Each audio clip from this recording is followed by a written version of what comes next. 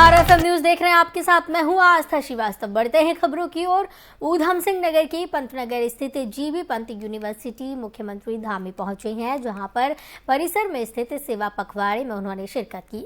इस अवसर पर सीएम धामी ने कहा कि प्रधानमंत्री नरेंद्र मोदी के नेतृत्व में भारत शक्तिशाली, समृद्ध और समरस भारत के रूप में आगे बढ़ रहा है।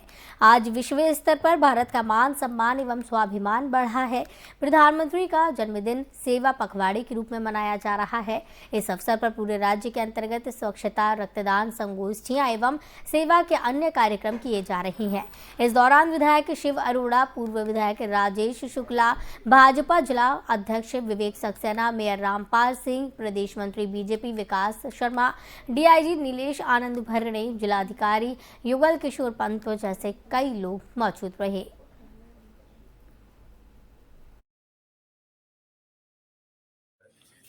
और कल यहाँ दिन भर हम लोगों ने प्रातःकाल से शहीदों के परिवार में जाकर उनसे भेंट करी और वहीं से सफाई अभियान शुरू किया।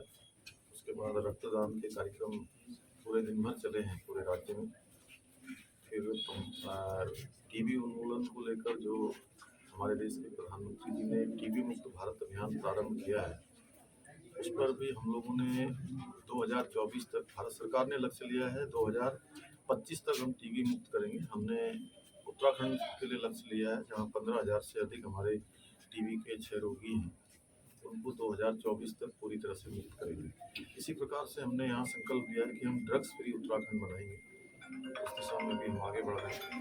आज यहाँ पर सफाई के अभियान को प्रारंभ किया है शांतिपूर्ण रूप से। आगे भी लगातार ये पखवाड़ा हमारा 2 अक्टूबर तक चलेगा, जिसमें विभिन्न सेवा क्षेत्रों में जाकर, अनेकों बस्तियों में जाकर, जहाँ रक्तदान के कार्यक्रम हैं, सेवा के कार्यक्रम हैं, अनेक कार्यक्रमों को संचालित किया जाएगा। माननीय प्रधानमंत्री जी का जो जन्मदिन है, उस दिन से प्रारंभ होकर 2 अक्टूबर तक ये सारे कार्यक्रम चलेंगे और उत्तराखंड के अंदर हर क्षेत्र में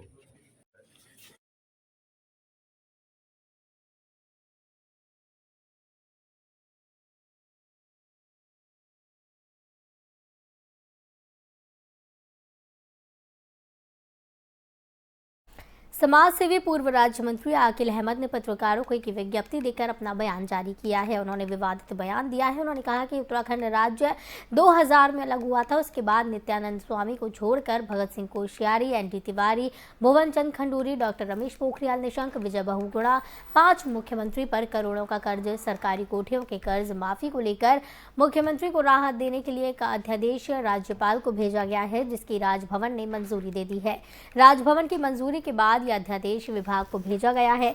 करोड़ों का कर्ज माफ करने के लिए इस अध्यादेश के तहत पूर्व सीएम को मिलने वाली सभी सुविधाओं को 31 मार्च 2019 तक रखा गया है। इस अवधि तक मुख्यमंत्रियों की कोई भी किराएदारी नहीं ली जाएगी।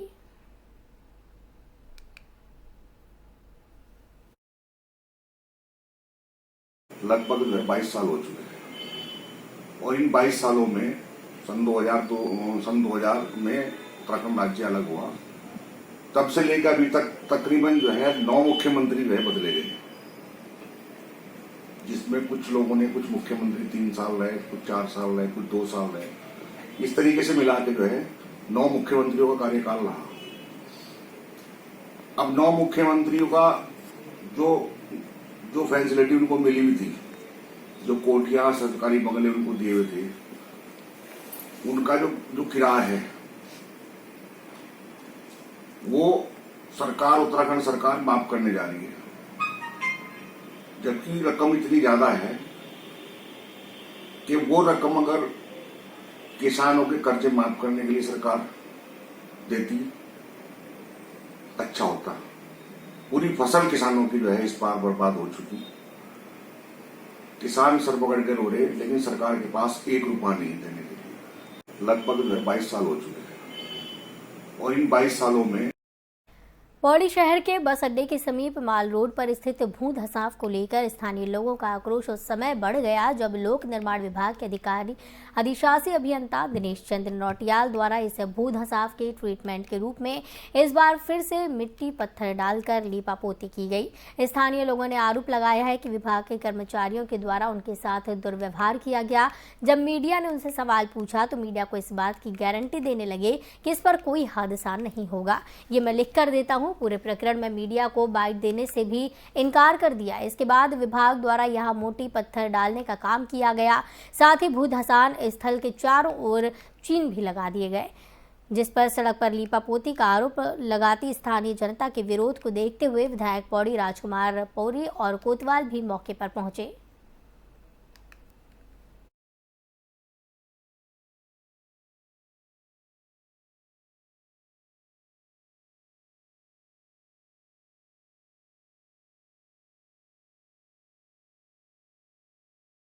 इसी बीच आपको एक बड़ी खबर बता दें मसूरी से, जहां पर यूपी की राज्यपाल आनंदीबेन पटेल का मसूरी दौरा है। रमणा होटल में आयोजित कार्यक्रम में आनंदीबेन पटेल शिरकत करने वाली हैं। पुलिस प्रशासन ने इस दौरान पुख्ता प्रबंध कर दिए हैं। इस दौरान जॉर्ज एवरेस्ट भी आनंदीबेन पटेल जाएंगी और साथ ही साथ मसूरी का इस दौरान आनंदीबेन पटेल दौरा करने वाली हैं। पुलिस प्रशासन ने सुरक्षा के इंतजाम किए हैं। जॉर्ज एवरेस्ट भी आनंदीबेन पटेल जाने वाली हैं। आपको बताते चले कि यूपी की राज्यपाल मसूरी पहुंच रही हैं और रमणा होटल में आयोजित एक कार्यक्रम में आनंदीबेन पटेल शिरकत करने वाली हैं।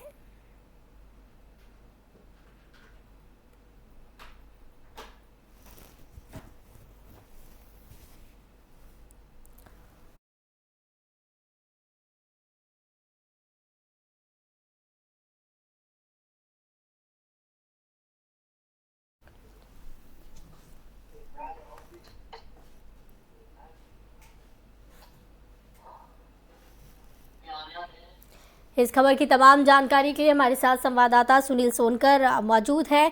सुनील, आनंदीबेन पटेल का मसूरी में दौरा है और यहां पर तमाम जगह जाकर रमणा होटल में कार्यक्रम में भी शिरकत करने वाली हैं और साथ ही साथ कई और कार्यक्रम उनके निर्धारित किए गए हैं।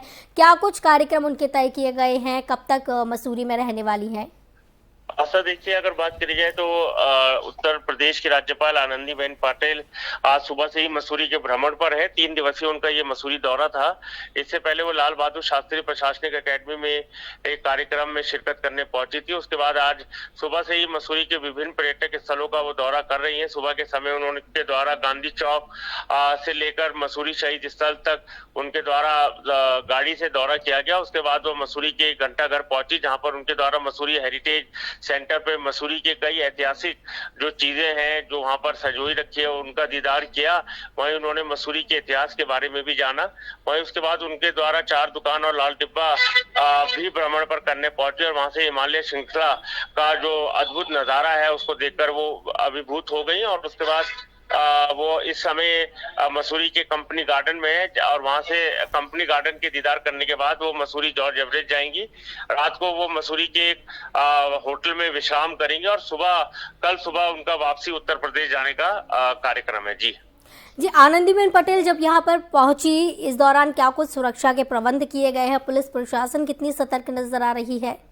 जी देखिए, अगर उत्तर प्रदेश की राज्यपाल आनंदीबेन पटेल के मसूरी दौरे को लेकर पुलिस और प्रशासन द्वारा सुरक्षा के पुख्ता इंतजाम किए गए हैं। मसूरी के चप्पे चप्पे पर पुलिस बल तैनात किए गए हैं और जहां जहां उनका दौरा है वहां पर लगातार पुलिस अपनी निगरानी कर रही है। और इसको लेकर क्योंकि आनंदीबेन का 3 दिवसीय ये मसूरी दौरा था तो उसको लेकर पूर्व में ही एक्शन प्लान तैयार कर दिया गया था और उसी एक्शन प्लान के तहत यहाँ पुलिस काम कर रही है। जी, बहुत बहुत धन्यवाद सुनील हमारे साथ जुड़ने के लिए और इस खबर की तमाम जानकारी के लिए। तो आपको बता दें कि आनंदीबेन पटेल मसूरी पहुंच चुकी हैं और इस दौरान उनके कार्यक्रम निर्धारित किए गए हैं। कल सुबह आनंदीबेन पटेल वापस लौटेंगी।